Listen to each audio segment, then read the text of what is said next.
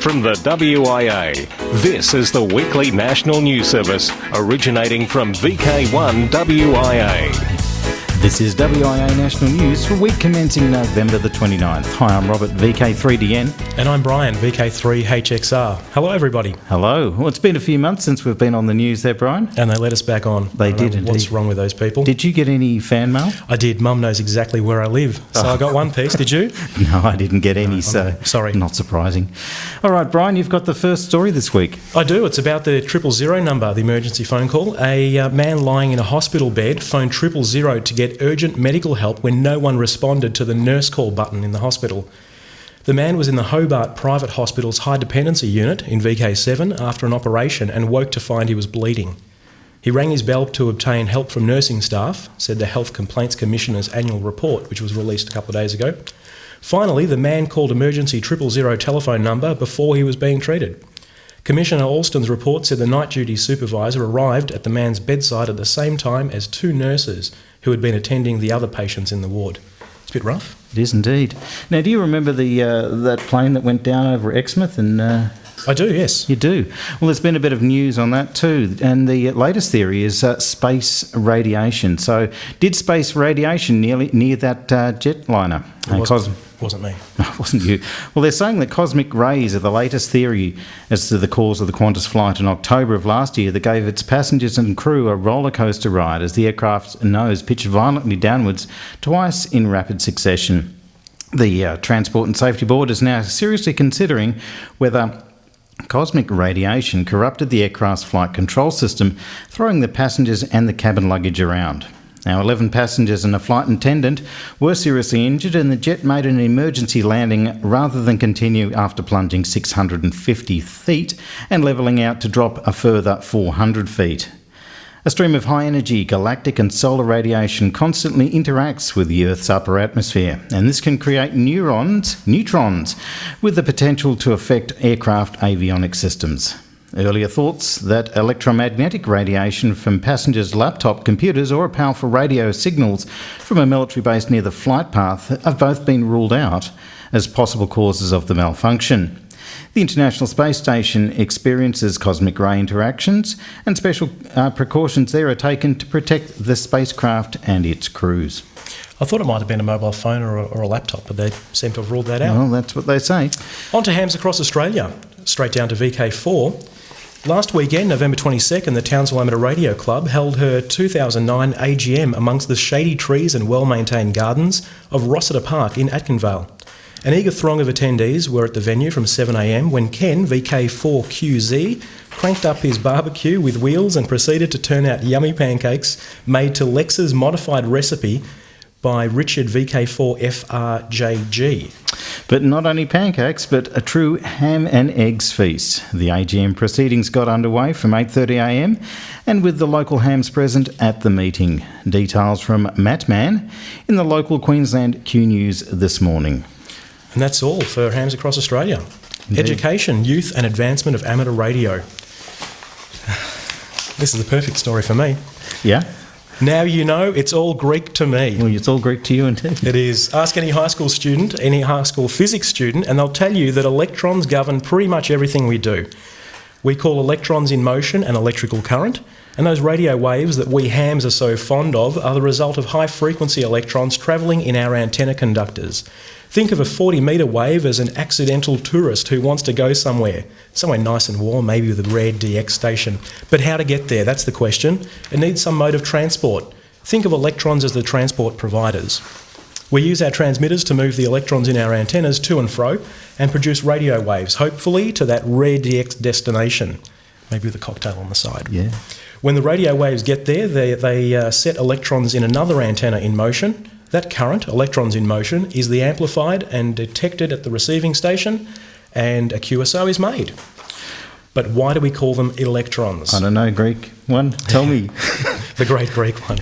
Yep. The ancient Greeks noticed that amber attracted small objects when rubbed with fur. Apart from lightning, this phenomenon is thought to be man's earliest known experience of electricity. Back in the year 1600, the English physician, William Gilbert, in his treatise De Magnete, it'll be in the text edition, yes, coined the new Latin term electricus to refer to this property of attracting small objects after being rubbed. Thanks to the ARRL for that. Yeah, thanks for that. Now, donation to the Irish Society. The IRTS has received a very generous donation from one of its members, John EI6IJ, for health reasons, and John has been forced to cease driving and has presented the Society with his 2008 Kia Rio hatchback automatic. Well, there you go. Society gets a car. The car has been converted for disabled use and professionally fitted out with an FT857. It's intended that the proceeds from the sale of the car would be used to assist members who, for reasons of changed circumstances such as ill health or change of accommodation, are finding it difficult to practice and enjoy their hobby. The fund would also support the promotion of amateur radio in schools and other youth organisations. Well done to John, EI6IJ. Thanks, John. And will we be seeing a patrol in the WIA's future? I don't know. Not yours? Not No. mine. Mine's a little too small. Well, there is another patrol in the fleet. Yeah, there is. There is. International news now, and a sad, sorry day. It's an unfortunate for me to report to all our dear listeners. Yes. The ICOM IC706 has ceased production. No. I'm telling you. Oh, no. How many do you own, Robert? 3. Okay. I thought 2. 1. I have one. You have one. Well, I've got one in the car, Yep. one in the shack, and one in the foundation assessment kit. Lucky foundation holders, or That's foundation candidates And, anyway. and field days too. Now, the news filtered through from ICOM Japan that very popular 706 Mark II G HF, VHF, UHF transceiver has ceased production. Advice has also been received from ICOM premium dealer Navcom Electronics that there are only 14 units currently held in stock in Australia and that this stock is expected to deplete rapidly. I should certainly say so. There is good news as well, though, as from the 16th of November 2009, all ICOM amateur radio equipment is being backed with a 5-year warranty. Thanks to Baz VK4TBD at Navcom Electronics for most of this information. 5 years. 5 years. Mine only had one when I bought it a few years ago. That's It's phenomenal. as new, though. Mine still, it's not getting a lot of work That's out. a very good deal. Okay, e-voting comes to the RSGB. Electronic voting has come to the Radio Society of Great Britain's elections. This with the word that the new electronic voting system administered by the Electoral Reform Society is now up and running for voting in the RSGB 2009 balloting. There are 4 board places to be filled, and Region 9 has also had an election for the regional representative position. RSGB members have until noon on December the 10th to register their vote online. Not a bad initiative. No. Famed inventor Lewis King passes away. Lewis Arthur King, at age 94, the founder of Kintronic Labs, has passed away. Considered to be one of the nation, that's America's, finest consulting engineers, Lewis King started his engineering career as a professor in the electrical engineering department at Clemson College, now Clemson University. That's where he instituted the teaching of radio engineering courses. He later went on to help design the first air-cooled 50 kilowatt AM transmitter at RCA and received the patent for the bistable multi-vibrator, better known as the flip-flop circuit. And I remember that from my computer science training. Yeah. That's how the memory circuits work. Lewis King was recognised by the National Association of Broadcasters in 2007 as the recipient of the NAB Lifetime Radio Engineering Achievement Award. And thanks to AR Newsline for that story. G8KW Silent Key. Rolly Shears, G8KW, who established KW Electronics, has passed away at the age of 90. Those UK radio amateurs who joined the hobby in the 50s or 60s will be familiar with the range of amateur rigs that KW Electronics produced at the Vanguard Works in Dartford, Kent. During this period, KW Electronics was the UK's leading amateur radio manufacturer. Rowley's G8KW will be fondly remembered by users of rigs such as the KW Vanguard, KW Valiant, Viceroy, Vespa and the KW 2000. From the WIA, this is the weekly national news service originating from VK1 WIA. Here's a story that probably could qualify, I think, for the weird and wonderful. Communications in a shrimp's eyes. From the technology page comes the story of the remarkable eyes of a marine crustacean could inspire the next generation of DVD, CD players and possibly telecommunications gear. This according to a new study from the University of Bristol published in Nature Photonics. Amateur Radio Newsline's Bruce Tennant, K6PZW, as a recent cast, said that the mantis shrimps used in the study are found in the Great Barrier Reef here in Australia and have the most complex vision system known to science. They can see 12 colours whilst human eyes can only see 3. Also, it can distinguish the difference between different forms of polarised light. Special light-sensitive cells in the mantis shrimp's eyes act as quarter wave plates which can rotate the plane of the polarisation of the light waves as it travels through it. This capability makes it possible for the mantis shrimps to convert linear polarised light to circularly polarised light and vice versa. Man-made quarter wave plates perform this essential function in a CD and DVD players in circular polarising filters for cameras. However, these artificial devices only tend to work well for one colour of light, while the natural mechanism of the mantis shrimp's eyes works almost perfectly across the whole visual spectrum from near ultraviolet light to infrared. Now, this would not be the first time that humans have looked into the nature world for new ideas. In another bit of research, the lobster's compound eye recently inspired the design of the X-ray detector for astronomical telescope. This new research into the amazing vision capabilities of the mantis shrimp and how it might one day improve communications in a human world was conducted at the University of Bristol School of Biological Science in collaboration with the college's University of Queensland here in VK. I think I need to get a subscription to Nature Photonics or something. And a set of mantis shrimp eye glasses? Yeah, well, it's here in VK, so we should be able to get our hands on some mantis shrimp and tell you if it's tasty as well as scientifically important. Yeah, circularly polarised glasses. And we've been doing a bit of photography, haven't we? We have.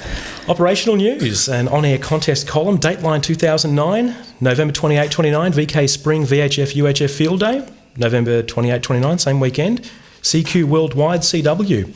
Now, the dates are here for the John Moyle Field Day. That's March 21-22 next year, so get ready for that. And remember that the December 6th broadcast, a week away, will feature a special RD expose by Peter Harding, the contest manager, over the last couple of years. As this is an important report, he trusts you will tune in. So listen in next week. We'll be back for next week. We will indeed. Unless they yank us after this after this effort, yes. Okay, special event calls Beacons DX and Net Advice. HF on the net, that's www.timroberts/yehid.au. You can get that one off the text edition. GB40 WIAB, the 40th anniversary of the WIAB. Now that's on until December the 31st. OZ 1658 Ross 350th anniversary of the Treaty of Roskilde. That's on until December the 31st. In fact, all the rest are as well, including various SM stations using 1658. Yeah. And the VP9 400 home call of the 400th anniversary of Bermuda. And the VR 2009 EAG, the 5th Asian Games in Hong Kong. And YL90 AIR, 90 years of Latvian Air Force. Remember, they're all current until the close of this calendar year. We're going to need to cut and do this one. Sandbank on the route to Wales. Okay, so this is the cut. And let's take a break and come back right after these special messages. Want to make a New Year's resolution? Well, here's a suggestion that will benefit the hobby you enjoy, amateur radio. Take the personal action to encourage at least one other person to become a radio amateur. What an enormous impact it would have if we all did that in the coming 12 months. And we're back. And continuing on with the 29th Indian Antarctic Expedition, Brian. Yes. And back with more special events, Beacon DX and Net Advice with the 29th Indian Antarctic Expedition. VU3 BPZ will be in Antarctica with the 29th IAE. The crew has finished the pre-Antarctic training and medical checks, and the overwintering team will start a long-term operation until March 2011. VU3 BPZ will be on air from the Maytree base using his personal call sign and a special call sign on the way to be issued by the Ministry of Communication and IT, especially for the event. QSL via VU3MKE. Listen out for them. We will indeed. OK, Daniel, EI9 FHB should be active from the Kish Lighthouse until Wednesday the 9th of December. The Kish Lighthouse is located about 10 miles east of Dunlaway and marks the sandbank on the route to Wales. This newish light was built in 1965 as undergoing a major overhaul of its power systems and its navigational aids. Daniel will be operational on HF Voice. Listen out for them as well. Cool. On to wireless weather. Solar Cycle 24 continues to ramp up. Between the SIDC in Belgium and the NOAA/SWPC, they've renumbered some of the sunspot groups, and we're saying that Cycle 24 is here with Catania number 28, containing some beta magnetic signature capable of producing very small B-class solar flares. They've renumbered the old 11033 to call it Catania 30, and moved around number 31, I think, as well. Solar flux index is 77.4, and this new group could push the SFI above 80 in the coming days. This would see a maximum usable frequency of the F layer high enough to improve propagation conditions for 2017 and 15. And full details are in the text edition. That's good news for the HF enthusiasts. Definitely. Very good. OK. Q News Workbench, the nuts and bolts report. Measure twice and cut once, as they say.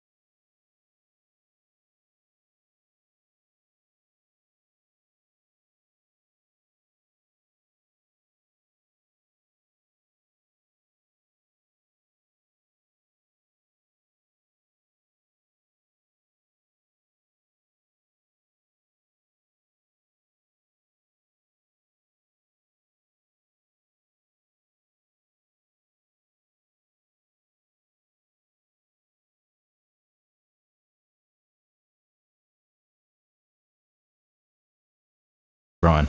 Bose introduces a wireless streaming audio speaker. Equipment maker Bose has introduced its new SoundLink wireless music system. This one-piece portable speaker system allows users to play streaming audio from their computer wirelessly in and around the home.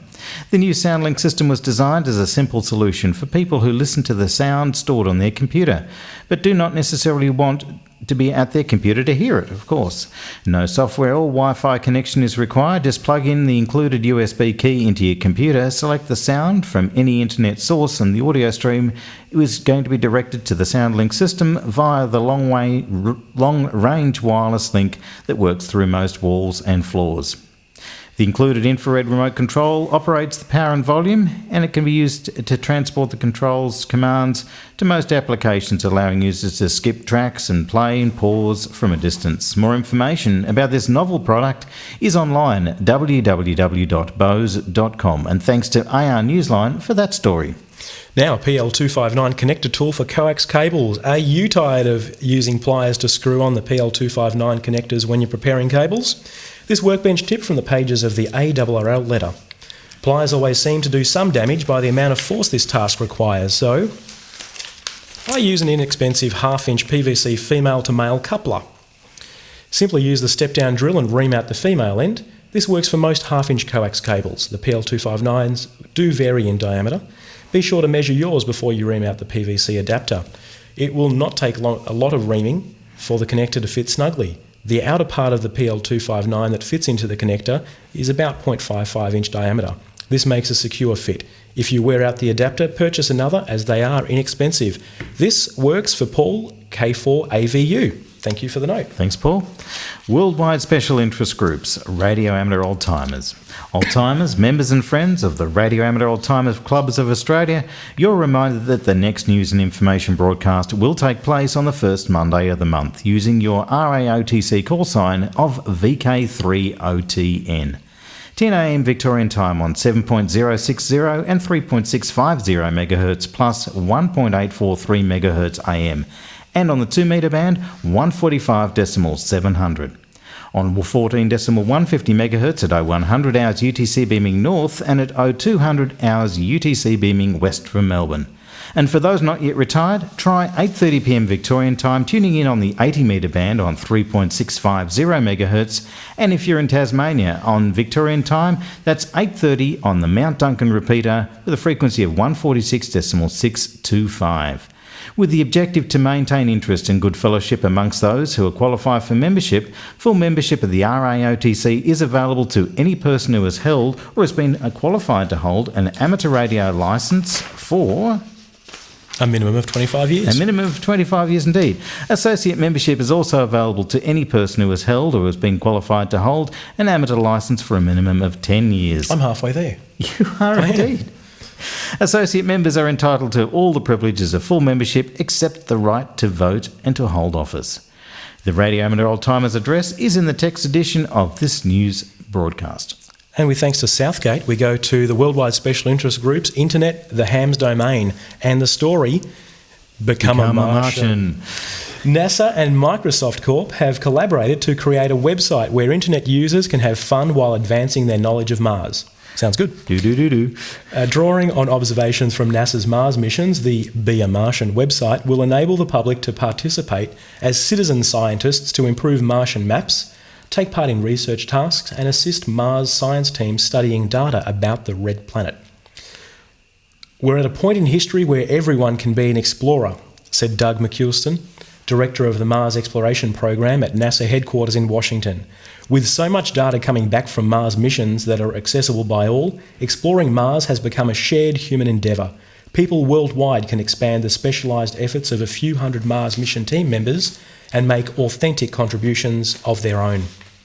Participants will be able to explore details of the solar system's grandest canyon, which resides on Mars. Users can call up images of the Valles Marineris Canyon before moving on to chart the entire red planet. The collaboration of thousands of participants could assist scientists in producing far better maps, smoother zoom-in views, and make for easier interpretation of Martian surface changes. To enrol as a virtual Martian citizen and start exploring, visit the URL typed up in this week's text edition of the WIA News. I'll actually give that because this is an interesting one. Okay. that is B-E-A, martian.jpl.nasa.gov. Thanks to Southgate. Be a Martian. Be a Martian. Be a Martian. From the WIA, this is the weekly national news service originating from VK1 WIA. Okay, Worldwide Special Interest Groups QRP, and version 2.0 of WSPR has been released. Joe Taylor, K1JT, has released a new version of WSPR. Now, WSPR, pronounced Whisper, stands for Weak Signal Propagation Reporter. This program is designed for sending and receiving low-power transmissions to test propagation paths on the MF and HF bands. Users with internet access can watch the results in real time at WhisperNet. Whisper 2.0 introduces a number of new features, including a user-friendly setup screen with drop-down selection of audio devices and rig control parameters, support for compound call signs, fine selection of the fractional time for transmitting, and a tune button. A new advanced setup screen offers optional CW identification and tools for frequency calibration and automated correction for your radio. Full details are presented in the WSPR 2.0 User's Guide, which you will need to read in order to use all of these new features. WSPR 2.0 can be downloaded from the link provided in the text edition, again, of this news broadcast. Worldwide special interest groups, Rescue Radio, Emergency Frequencies and IARU Region 3, they're 3.60, 7.11, 14.3, 18.160 and 21.360. Disaster Communications on Facebook. You take this one, Brian. Members of TC SWAT, the Turkish Special Wireless Activity Team, have set up a new platform for the disaster communications on Facebook. You can click the link in the text edition this week to be a member of Disaster Communication. Thank you, Brian. And now with a report on VK3RTV, a DATV update, here's Barry Robinson, VK3PV. VK3RTV, DATV update. The digital amateur television VK3RTV on Mount Dandenong east of Melbourne is now operational with analogue inputs on 1250 MHz and 10.41 GHz, and now DVB-S on 1276 MHz. New downlink antenna is being built for the DVB-S on 1250 MHz. Repeater custodian Peter Cousins, VK3BFG, advises that it is resulting in a very good quality and no pixelation on fast-moving objects. VK3RTV operates on 446.5 MHz with a multiplexed output providing VK3RTV1 and VK3RTV2. Each channel runs at 5.5 megabits. There are many set-top boxes and some USB digital receivers with manual tune capabilities that will receive the signal. Further developments with VK3RTV project include touch-tone selected signal and quality reports. A number of radio amateurs are receiving VK3RTV on domestic television antennas. Others need a good 70cm Yagi. The digitisation of VK3RTV is funded by Amateur Radio Victoria with additional support of $1,000 from the WIA Club's grants program, plus volunteer out-of-pocket and in-kind donations. I'm Barry Robinson, VK3 Papa Victor, and you're listening to VK1 WIA. Thanks, Barry. Thank you, Barry. Rewind, a look back in history. The world's first radio station. What is the world's first radio station? Although AM broadcasts were tested in 1906 and used for voice and music up until World War I, it wasn't until 1916 in Wilkinsburg, Pennsylvania, when 8XK began regularly scheduled broadcasts. 8XK would receive the first official broadcasting licence in 1920 with a call sign KDKA. But there's more to the story. At 6 p.m. on November 2, 1920, the US presidential election returns were announced from a shack in East Pittsburgh by Leo Rosenberg, and KDKA became the world's first commercial radio station. More on this story at the National Museum of Broadcasting website on the URL that can be found in this week's printed report. All right, as we finish up this week's broadcast, Brian. Social scene. Social scene, and thanks to Graham for letting us have the hot seat again. But Thank here you we again. go. And January the 4th to the 14th in VK2, it's the Australian Scout Jamboree, Cataract Park Scout Camp Park in south of Sydney. Still in VK2, January 24, Mid-North Coast Amateur Radio Group's Radio Expo 2010, 8:30am at St John's Church Hall, McLean Street, Coffs Harbour. Be there. And January 30th in VK4, the Bunya Mountains and District AMCOM host Ham and Wine Fest 2010 at Maclagan. February 14th in VK3, happy Valentine's Day by going to the WIA 100 Centre Victoria Radio Fest. Number 3. Yes, for all the lovers of ham radio. That's it. Bring the girls. That's it. And not long after, in February the 28th, it's the Wyong Field Day, of course, at the Wyong Racecourse. They have it each year. April 2 in VK3, Midland Amateur Radio Group's Radio and Electronics and Astronomy Expo.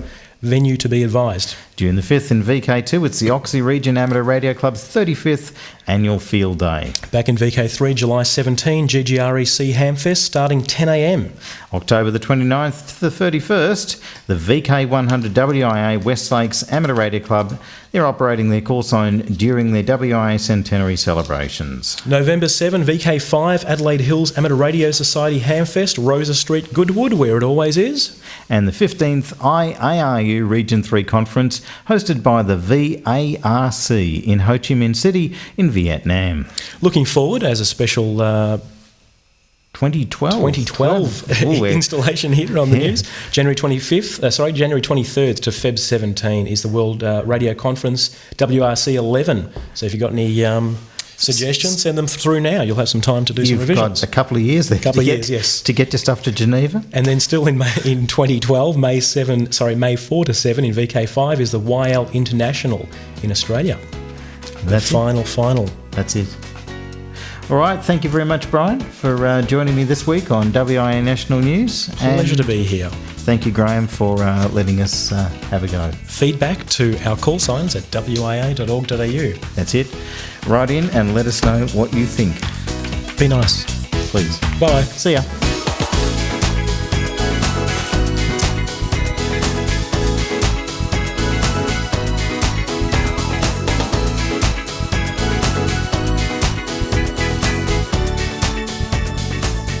We've reported, you decide.